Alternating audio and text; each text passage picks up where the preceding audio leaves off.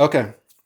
So, quick addendum. Jordan just asked a question about the little connector words that can be confusing, like de, lo, las, those things like, oftentimes it's ah, or the most confusing ones are ah and de, usually, right? Mhm.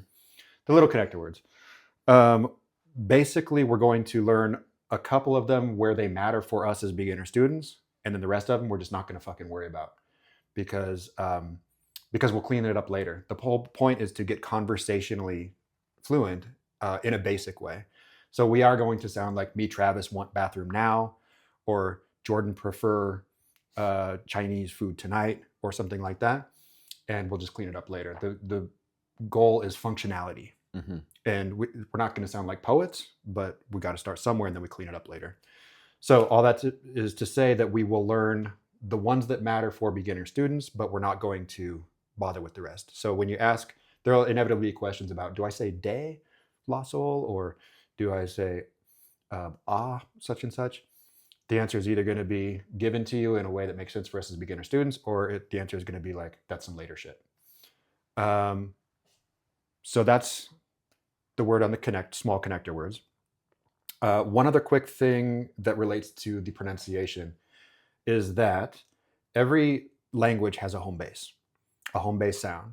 And in English, we can find any language's home base sound by looking at not only the frequency of the vowels that occur in their most frequent words, but when somebody doesn't know something or when they can't decide something at Starbucks, they don't know what they want.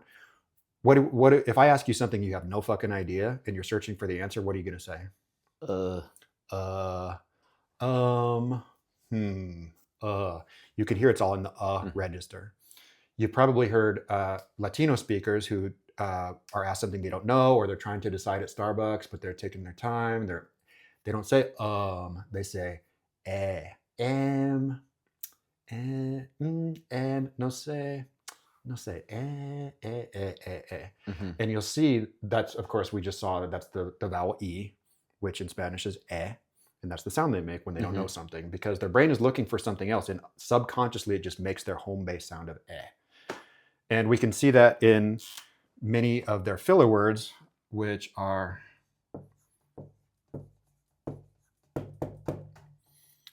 pues. Pues means like, well, well, it's a connected word. Statement, statement, statement. Well, I don't know. Or well, maybe I prefer something else. It's just a word that people fill while they're searching for whatever the next idea Mhm. is. Pues. They also use bueno, which we know in English is Good. good, right? So oftentimes we say in English slang like, ooh, no bueno, or something like that. Mhm. Bueno is good. As opposed to bien, which means something very similar, but it is Well. well or fine. Mhm. What's the difference? They're very, very similar. Doesn't fucking matter if you mix these up, by the way. Mhm. Like, people are going to get what you're saying. Native speakers are going to understand. The quick difference is bueno is of good quality. So you might say that trabajo is bueno. The work is good. Mm. Somebody does good quality work. What's the difference, right? Superman does good in the world. Mother Teresa does good in India. Jesus Christ did good with his disciples. People do good quality things, um, or have good qualities. We say this about food. The food is of good quality would be like, Mhm. esta comida es bueno. Bien is how, basically, well or fine. So if you would ask somebody, how are you? You would say bien. Bien. ¿Cómo estás? Bien. And how would you say very well? Um, Just like muy muy difícil. muy bien. There you go. Muy bien. Muy bien. Gracias. Muy bien. I'm very well. Thank you. Mm. Bien, bien, bien. We also, as a side note, we see this you might see this at the airports.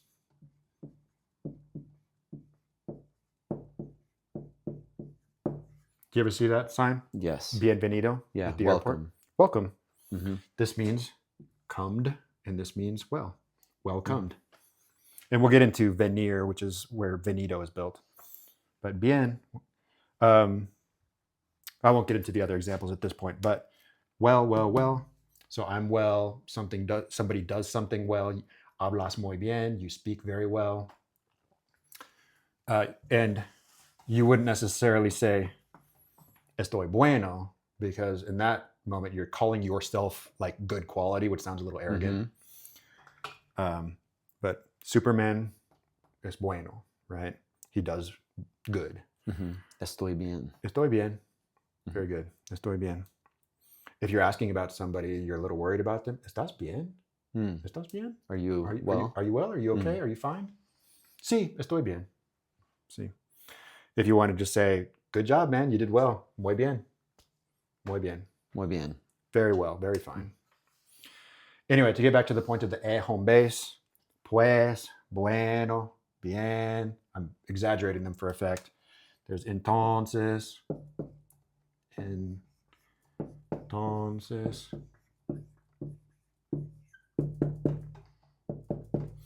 Entonces and pues are kind of filler connector words with like, well, such and such, or so then, such and such, well, such and such. They're kind of interchangeable for our purposes. But the point is, pues, bueno, bien, entonces. The point is that those home base, that home base sound of I don't know what I want at Starbucks. They show up in their most frequent words, like bueno and bien, as well as their filler words or their connector words, such as pues and entonces. So this trick works with any language. You can get this in Mandarin Chinese by just observing what the sound they make when they're looking for an actual word to say. Of course, Italian and French. This works with any language. So the reason why I go over this is because you can, just like with arro, these repetitions that you can do on your own when you're just walking around doing your daily routine or whatever. You can also train yourself just by literally, I do this out loud. I sound like a crazy person when I'm just talking out loud to myself, but I'm getting repetitions in and I'm training my voice and my tongue and my vocal cords to, instead of be down here, which is why our vowels, when we try to learn Spanish, our vowels sound kind of mushy because we're speaking from down here in this territory. If we can just kind of get in the habit of being in that pues, bueno, we don't have to travel as far from to a, from to, well, as to e to o, and to u. So we're setting ourselves in a slightly different register, and it'll make our Spanish much more easily understood by natives, and quite quickly, just by going pues, bueno, bueno, bien, just get in that sound a lot. It'll make Spanish pronunciation much more easy, and you'll feel a little bit of workout in your vocal cords and your tongue and your cheeks, which means you're doing the right thing. Yeah, I'm already feeling it. Yeah, shake it out. All right, muy bien. Muy bien. Muy bien.